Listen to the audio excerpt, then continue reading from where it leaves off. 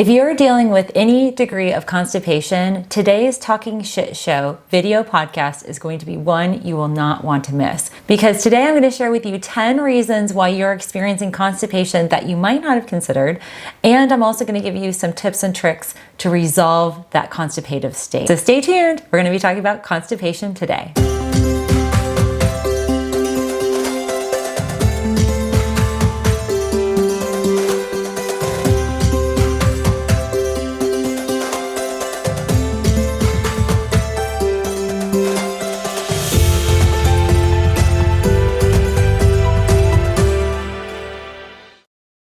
Welcome back, everybody. I want to welcome my YouTube viewers watching this in the video format and welcome all of our new podcast listeners. It's really exciting to launch this Talking Shit Show here in the podcast sphere. So for all of you watching our video, I hope you will subscribe and follow us on YouTube. And to all of you listening here on the podcast, I hope you will favorite this show. There will be a ton of information and links and details that I'm describing in both the description box on YouTube as well as the show notes. So I want to make that clear. If you're not able to take notes right now, you'll be able to access the show notes and to implement a lot of the tips that you're going to hear in today's topic, which is constipation. Constipation is something that we don't talk about. And in this Talking Shit Show, we're talking all things shit, friends. And it really is a topic that it's still taboo. It is something where when I'm working with my patients, I always ask, usually within the first 10 to 15 minutes, I go through a health history, and even existing patients that I see, I want to hear about their digestive process. And a lot of times they're like, wait a second, why are you asking me this? Like, this is not normal. And it's something that occurs every day, or should occur every day. And let me just make that clarification, because chronic constipation is a very, very severe situation, and it affects millions of people all over the world.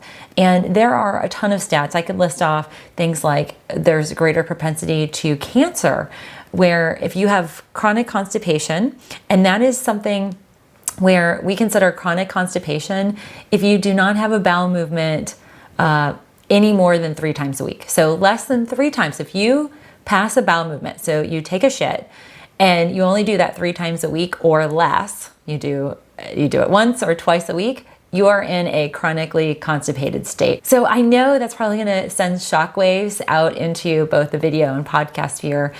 And it's something that I talk about routinely. And so just get comfortable for all of you new listeners and for all of you joining me here on YouTube and following my channel. This is a topic that we need to talk about. And so I'm hoping that some of the tongue-in-cheek titling of our content here really gets us breaking down those barriers, and so we can dig into the real situation, which is you are not pooping enough. And you probably aren't pooping as frequently as you should be, and there's reasons behind it. And that's really what today we're going to talk about. So the other thing I want to highlight is if I have patients who are not in the chronically constipated state, so again, they're having more than 3 bowel movements a week, which, oh my gosh, it's so insane. I mean, I just saying that just makes me feel uncomfortable. It makes my digestive process, it makes my tummy, my abdomen feel just clogged and congested and heavy. And I know for all of you watching and listening, this is you. I'm speaking to you. And so this is a safe space,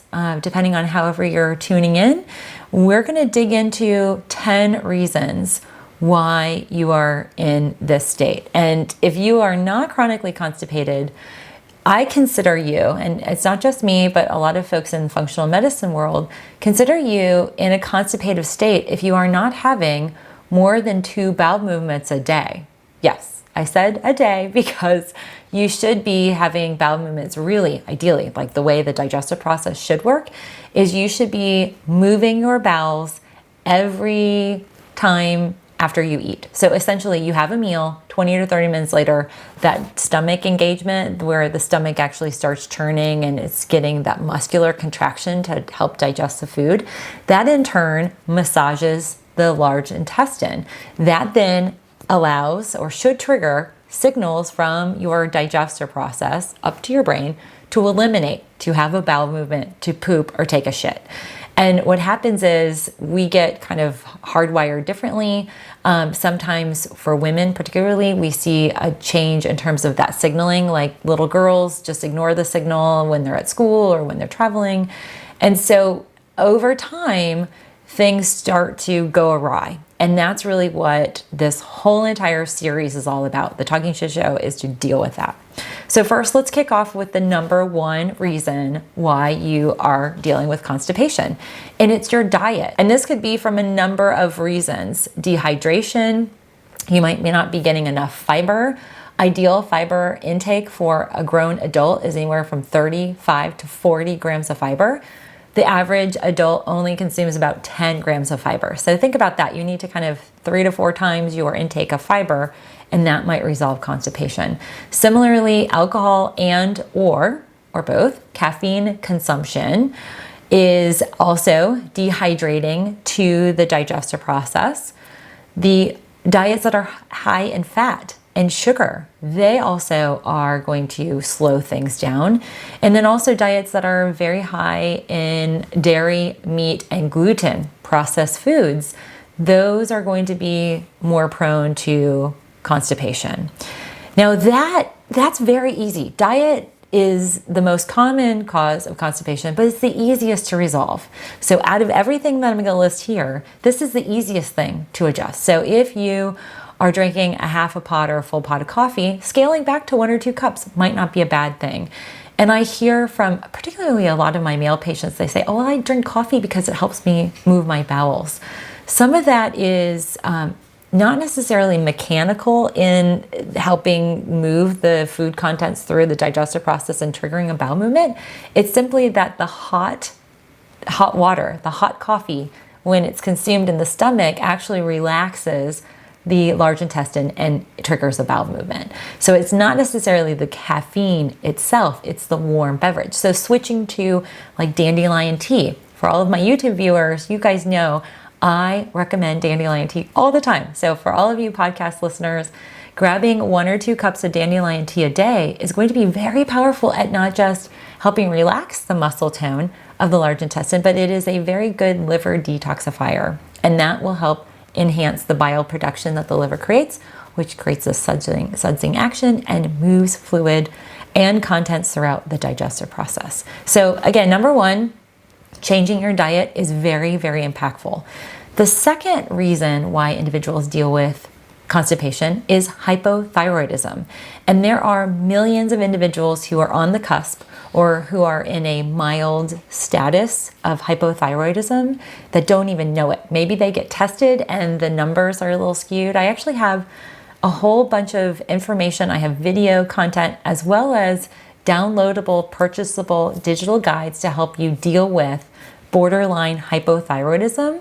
We also can run lab testing. I do that all the time in my clinic with my patients to evaluate all of the necessary thyroid numbers. So if you feel like your thyroid values are a little skewed, or you just feel like your thyroid's off and your doctor's not dealing with that, you can actually order your own tests and test yourself, which is so fantastic. Now we can mail those in, we can get the lab results, and we can get definitive action based on quantifiable data, your blood, and analyze those values, because that will tell us a lot about what's going on. Hypothyroidism is not just a thyroid dysfunction. And despite what a lot of people think, the thyroid doesn't really produce a whole lot of thyroid hormone.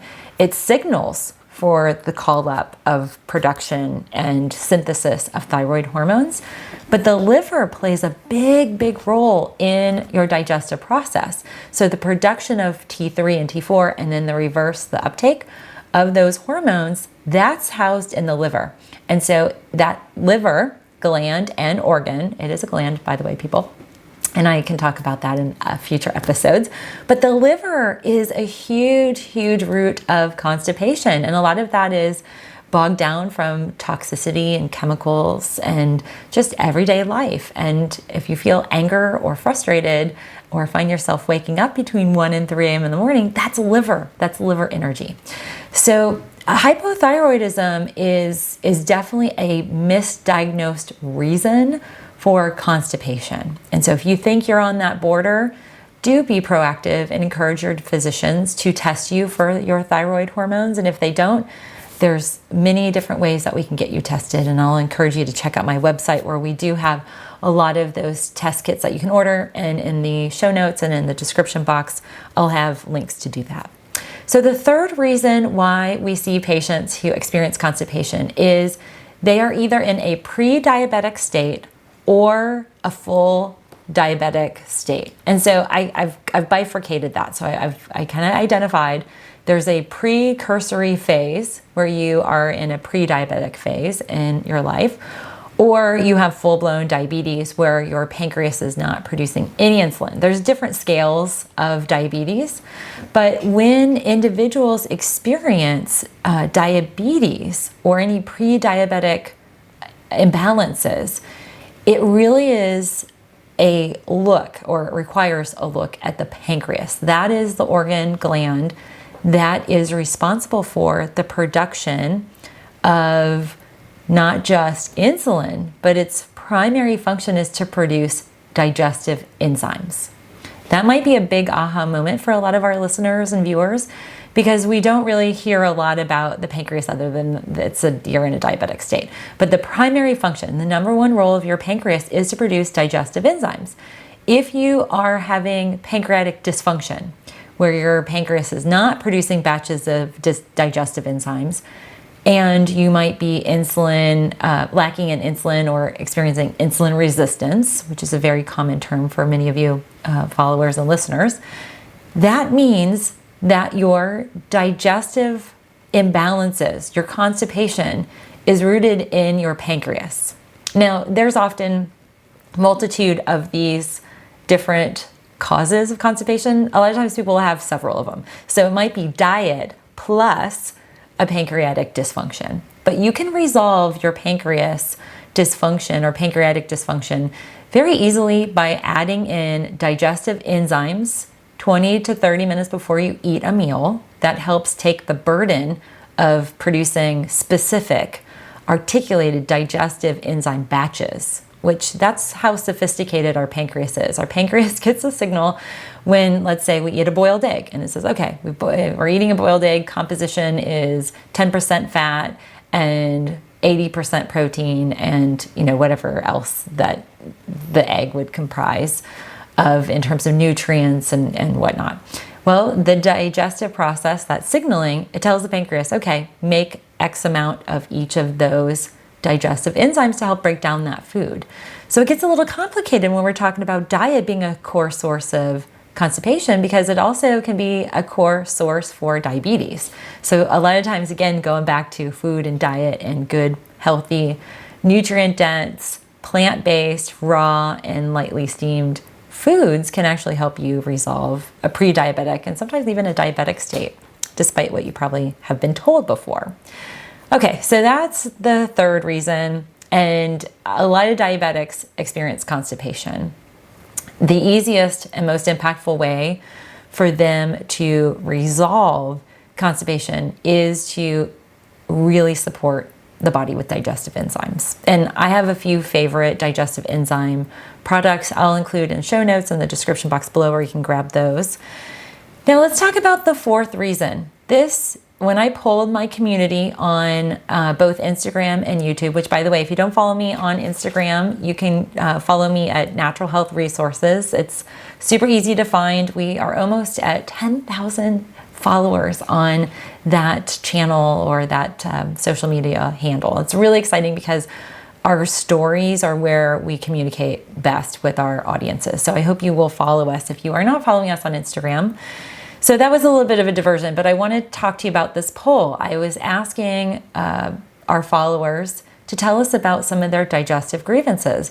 IBS, this fourth source of constipation, was so prevalent. I think we articulated 87% of our Instagram followers had some degree of IBS complaints.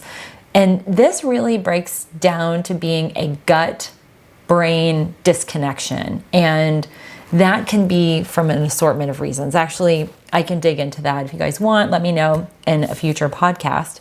and video series here on the Talking Shit Show. But pain, cramping, bloating, gas, those are all really common symptoms of IBS. Sometimes even fluctuations between constipation and diarrhea. Usually the diarrhea kind of kicks off around the menstrual cycle for women. Then also an exorbitant amount of mucus. And a lot of times that's something nobody's talking about. Like sometimes after you do have a bowel movement and you wipe, sometimes there's a kind of mucousy substance. That is mucosal excess. And that mucosal excess is going to trigger for us that we need to resolve some of the imbalances in the digestive flora. So the healthy bacteria we want to support with probiotics.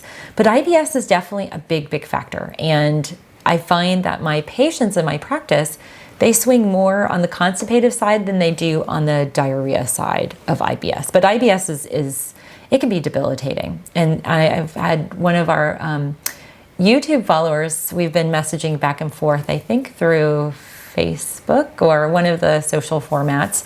And she had communicated that she was really embarrassed by her IBS. And, you know, it can be quite uncontrollable. Sometimes the pain and the cramping and the noise of gas can be disruptive, and just even the fear of going to a location or being at an event and not knowing where your bathrooms are because you might need an exit plan or you might need to be able to be accessible. That can give folks extreme anxiety, which is our fifth reason behind a constipative state. And anxiety is something that a lot of times when we do go and talk to therapists or, you know, general practitioners about just general anxiety, they're not digging into secondary and tertiary symptoms or conditions from that. And constipation is one of the main symptoms of anxiety, primarily because anxiety is connected to our nervous system and our fight and flight response. And if you guys are regular followers or viewers and listeners of mine, you know I'm talking a lot about the stress response of the body and our cortisol levels. Well, cortisol is a huge, huge component in terms of creating that fight or flight response. It's not just adrenaline that produces that response. And we have to address the cortisol to help minimize the impact of anxiety-related constipation. Basically, when you're in a fight or flight mode, the body articulates only what's necessary and essential, and it shuts down or slows down the digestive process. Voila, that's how you get constipation when you have anxiety. Now, the sixth cause of constipation is actually very synonymous with anxiety. It's depression. There's that brain connection, again, with the gut. And science is actually showcasing that there are more and more connections between our neurotransmitters in our brain and our gut.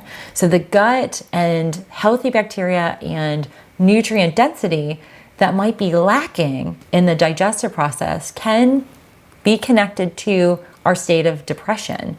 So depression plays a significant role in our state of constipation, and it's one of these things where there is a gut-brain connection. So that gut-brain connection, it sometimes poses the question of, is it the chicken or the egg? But regardless, there is a connection between the gut and the brain, and that disconnect often is linked to neurotransmitters. And what we're seeing in greater scientific research and clinical studies about the gut-brain connection is that the gut controls a lot of the neurotransmitters and sends signals to the brain for happy feelings. And so if you have an unhappy gut, you can have an unhappy brain. And that is a very, very, very mild, that is a very pedantic explanation for that, but essentially the gut and the brain are greatly connected. And so when there is constipation, there can be depression, and when there is depression, there can be constipation. So sometimes those two symptoms or diagnoses are linked. So let's talk about the seventh reason behind constipation. I guarantee you most pharmacists aren't discussing or detailing this with you when you pick up your medications. There are an assortment of medications that are linked to your constipative state. Painkillers, opioids, high blood pressure medicines, particularly those that are calcium blockers, epilepsy medications, antidepressants. There we go. There's that depression gut connection. Diuretic. So for a lot of my lymphatic and lymphedema patients that are prescribed a diuretic to reduce the fluid burden on the body, that can also cause constipation because it's dehydrating the mucosal membrane of the digestive process. Similarly, we'll see calcium supplementation, even antacids can cause constipation. So if you take any assortment of those medications, you might want to consider maybe talking with your doctor. Obviously, be under the care of a medical provider before you make any type of medication decisions, and talk with your pharmacist, because sometimes there are healthier, better alternatives that won't give you that constipative state. So medications are a big factor, and we even see this post-surgically. Some of the surgical workup, some of the medications that you are given while you're under can cause a whole bunch of constipation, even women that have cesarean sections. So the constipation begets more constipation, which then starts to change the digestive makeup and the structure of the digestive process, and then that begets more constipation. And it's a vicious cycle.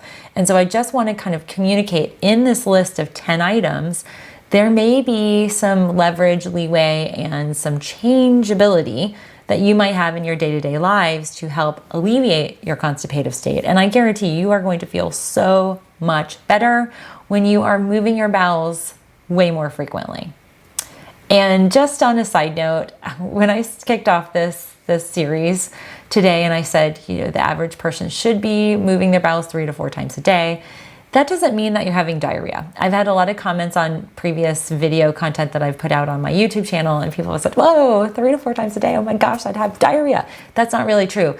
The structure, the consistency of the bowel movement is actually a little different than what you probably think it would be. But the reality is you want to be moving those items, the contents, out of the body, because if it stays there, that is toxicity. Now, the 8th reason I've highlighted just a little bit, but this is something that goes back to what I call the bathroom psychology. Okay, so this is a term I've created. And it basically means that we, usually as young children or kids, this definitely affects women more than men. So all you ladies out there, raise your hand right now if this is you, like, amen, sister.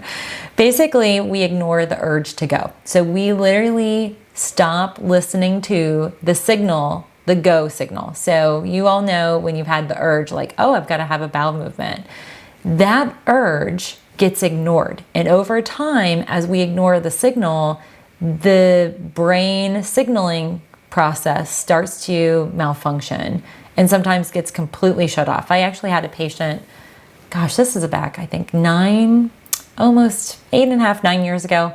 She came into my practice. She was extremely constipated, had recorded only 1 bowel movement every month. Can you imagine? And she was eating normally, like she didn't do any type of changes in her diet. It wasn't like she was just juicing.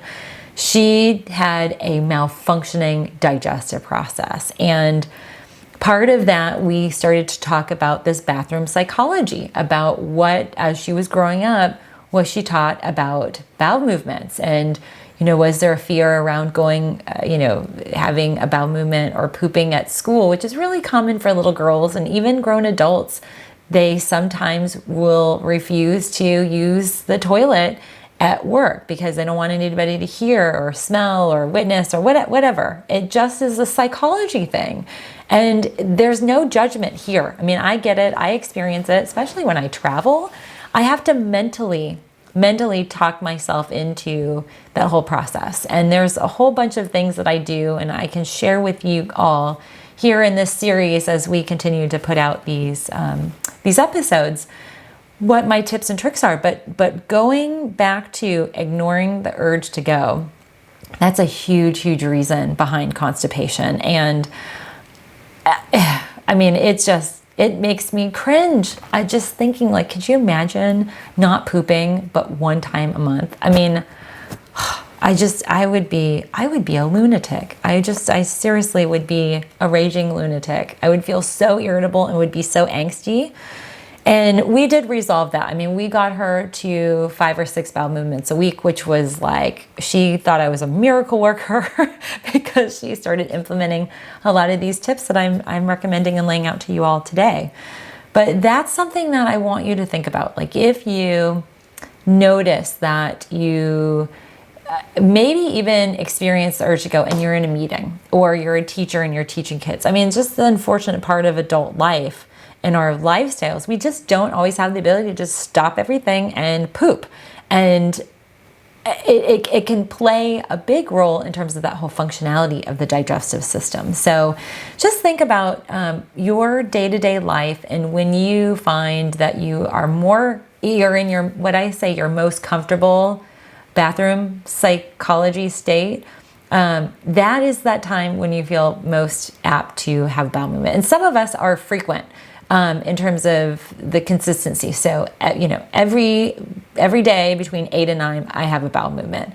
Or as soon as I get home between 5 and 6, or after I work out, or, when the kids go down, or my husband leaves the house, or whatever it is.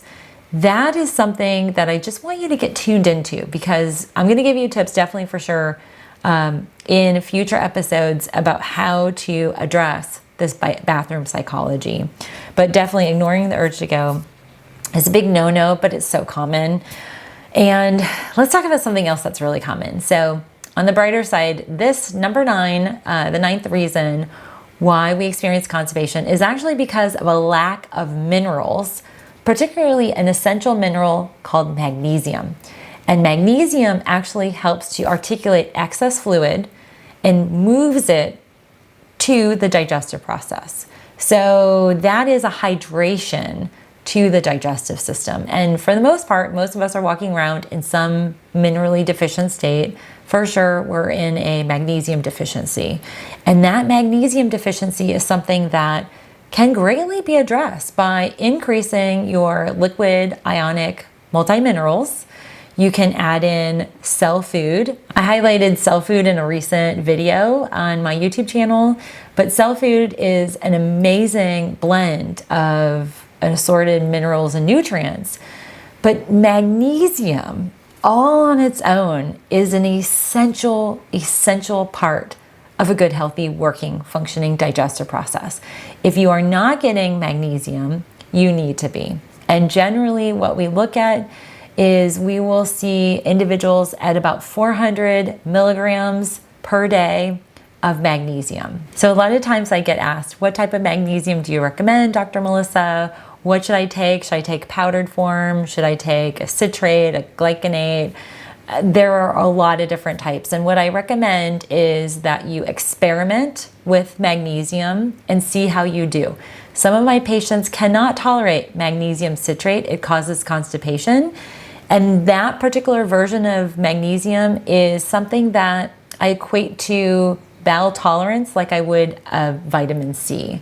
But there is magnesium glycinate, which I'm a big fan of. I like ionic magnesium. I like liquid and powder, kind of effervescent. That's always my go-to before capsules and tabs, because your digestive process has to break that down.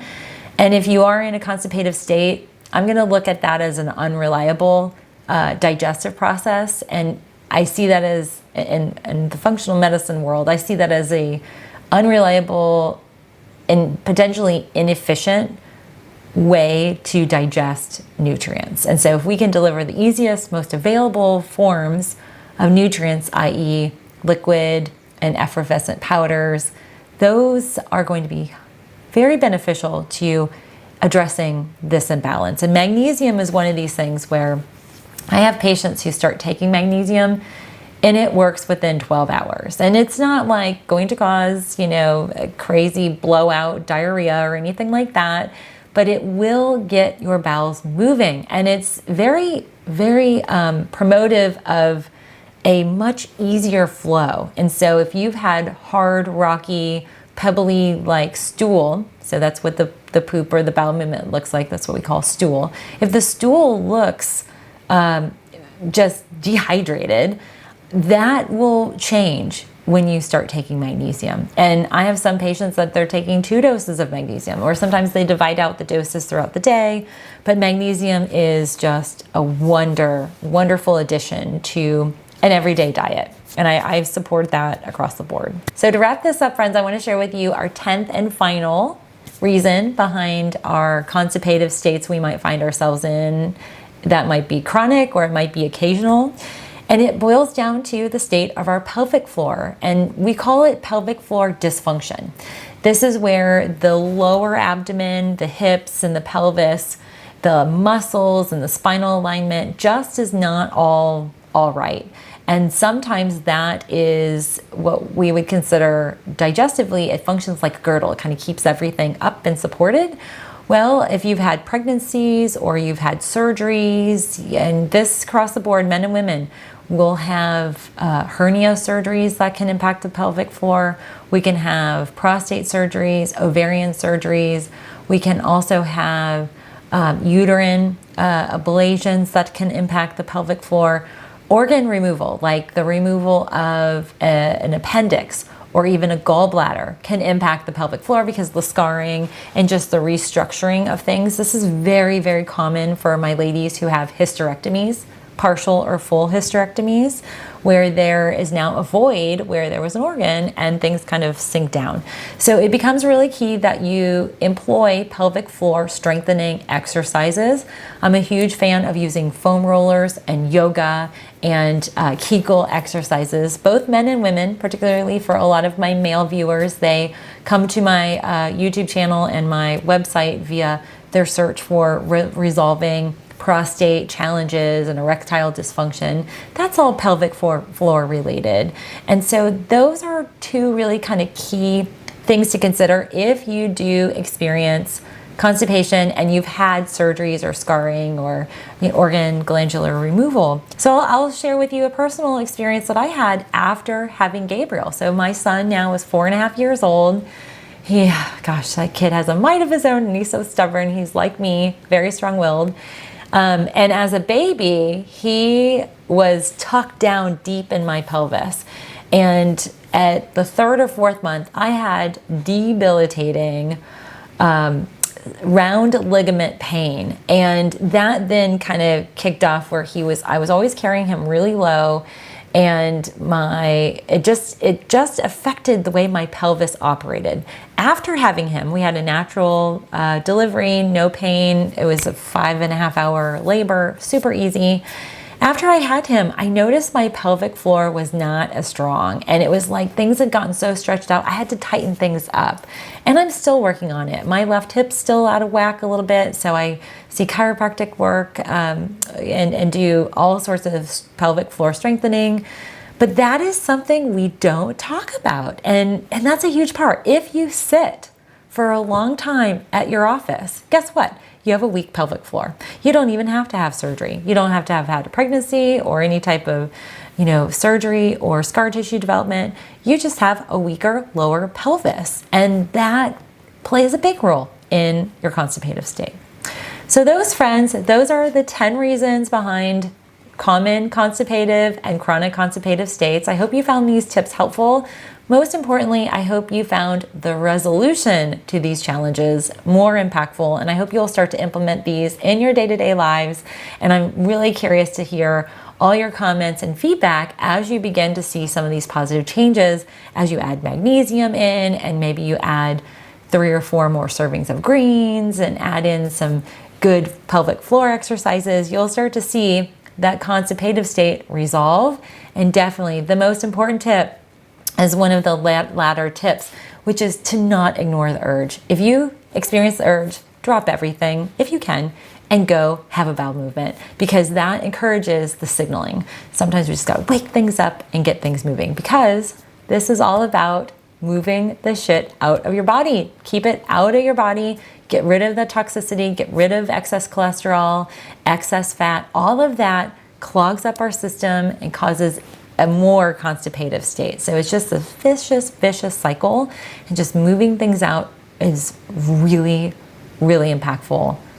And I promise, as things get moving, you're going to be feeling so fantastic. And I can't wait to hear all your stories. So friends, thanks for tuning in. If you found this impactful, I hope you will follow, subscribe. If you are not a YouTube viewer, go run over to YouTube. You can find us at Natural Health Resources. So this podcast, you can favorite and add to your library. We're available on iTunes and all of the main podcasting resource sites. And we actually have our own website, thetalkingshitshow.com. I hope you'll check that out, where you can find more information on a lot of products that I recommend for folks that want to balance their digestive process. So do check out that website and stay tuned for our next episode. I'm always appreciative of your commentary, and I hope you will email me or comment on the format here. Comment down below for all my YouTube viewers on the video. Let me know what future topics you want me to discuss here on our Talking Shit Show. So until next time, friends, happy shitting.